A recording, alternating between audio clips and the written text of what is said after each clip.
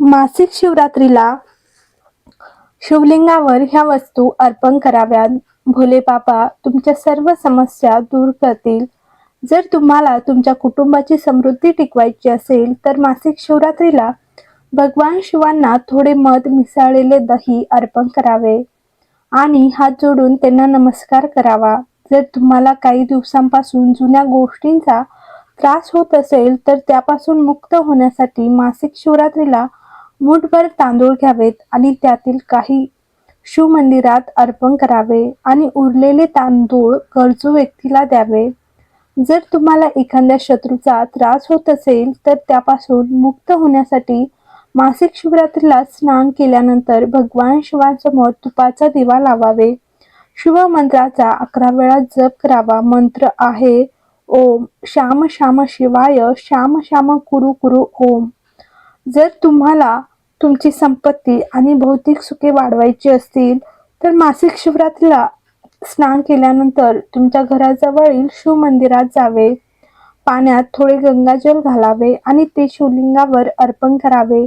तसेच हात जोडून प्रभूची प्रार्थना करावी. जर तुम्हाला काही समस्या असेल आणि त्यावर उपाय सापडत नसेल तर मासिक शिवरात्रीला शिवलिंगावर दूध अर्पण करावे. तसेच 11 बेलाच्या पानावर चंदनाच्या पेस्टसह ओम लिहावे आणि शिवलिंगाला अर्पण करावे. धूप आणि दिवे लावून शिवलिंगाची पूजा करावी. तसेच जर तुम्हाला तुमचे उत्पन्न वाढवायचे असेल तर मासिक शिवरात्रीला शिवलिंगावर दूध अर्पण करावे. शक्य असल्यास गाईचे दूध अर्पण करावे. 11 वेळा शिवमंत्राचा जप करावा. मंत्र आहे ओम नमः शिवाय. हा जप पूर्ण केल्यानंतर तुमच्या उत्पन्नात वाढ होण्यासाठी हात जोडून प्रभूला प्रार्थना करावी.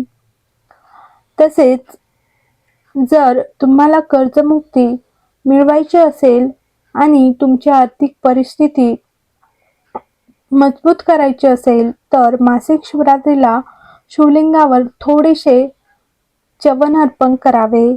तसेच प्रभूला साखरेचा प्रसाद द्यावा. तसेच जर तुम्हाला तुमच्या सर्व इच्छा पूर्ण करायच्या असेल तर मासिक शिवरात्रीला शिव मंदिरात जाऊन शिवलिंगावर धतुरा अर्पण करावा. तसेच भगवान शिवांना नमस्कार करावे आणि त्यांच्यासमोर चटईवर बसावे. नंतर शिवमंत्राचा 108 वेळा जप करावे. तो मंत्र आहे ओम नमः शिवाय. जर तुम्हाला तुमच्या अभ्यासाशी संबंधित कोणत्याही अडचणी येत असतील तर त्या दूर करण्यासाठी मासिक शिवरात्रीच्या दिवशी स्नान केल्यानंतर शिवचालीसा पाठ करावे. तसेच शिवलिंगावर चंदनाची पेस्ट लावावी. जर तुमचे जीवन प्रगतीच्या मार्गावर असेल आणि थांबले असेल तर प्रगती टिकवून ठेवण्यासाठी मासिक शिवरात्रीला भगवान शिवांना पंचामृत आणि पांढरी फुले अर्पण करावीत. तसेच जर तुम्हाला छोट्या छोट्या गोष्टीवरून राग येत असेल तर तुमचा राग नियंत्रित करण्यासाठी मासिक शिवरात्रीला भगवान शिवांच्या मंदिरात जावे आणि त्यांना जवाच्या पिठापासून बनवलेल्या भाकरी अर्पण करावी. जर तुम्हाला जवाची भाकरी बनवता येत नसतील तर फक्त जवाचे दाणे अर्पण करावेत.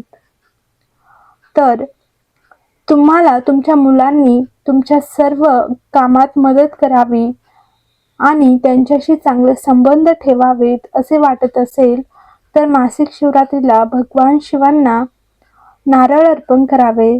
तसेच देवतेला सुकामेवा अर्पण करावेत.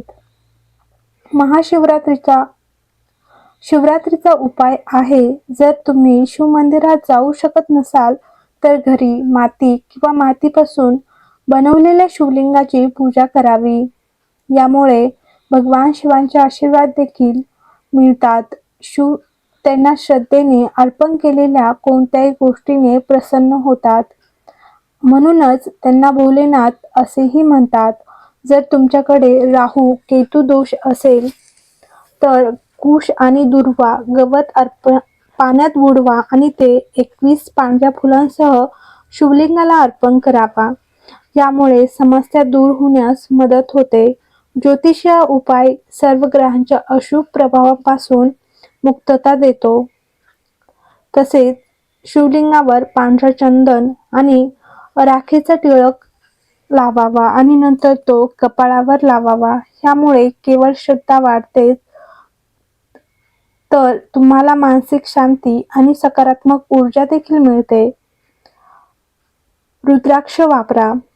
तर शिवरात्रीला शिवलिंगावर रुद्राक्ष अर्पण केल्याने भगवान शिव प्रसन्न होतात. रुद्राक्ष अर्पण केल्यानंतर योग्य विधीने भगवान शिवांची पूजा करावी. यानंतर तुम्ही ते तुमच्या गळ्यात किंवा हातात लाल किंवा पांढऱ्या धाग्याने घालू शकता. शिवरात्रीला 21 बिल्व पानावर चंदनाच्या पेस्टने ओम लिहावे आणि शिवलिंगाला अर्पण करावे. यामुळे तुमच्या इच्छा पूर्ण होऊ शकतात. शिवरात्रीला नंदीला हिरवा चारा खाऊ घालावे.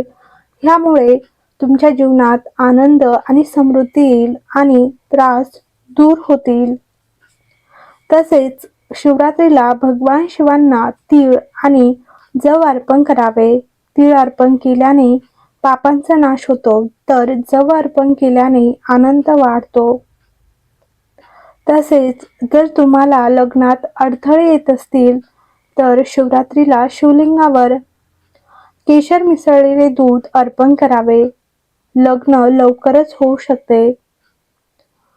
हर हर महादेव. श्री शिवाय नमस्तुभ्यं. व्हिडिओ आवडला असेल तर लाईक करा, कमेंट करा आणि कमेंट बॉक्समध्ये हर हर महादेव लिहायला विसरू नका.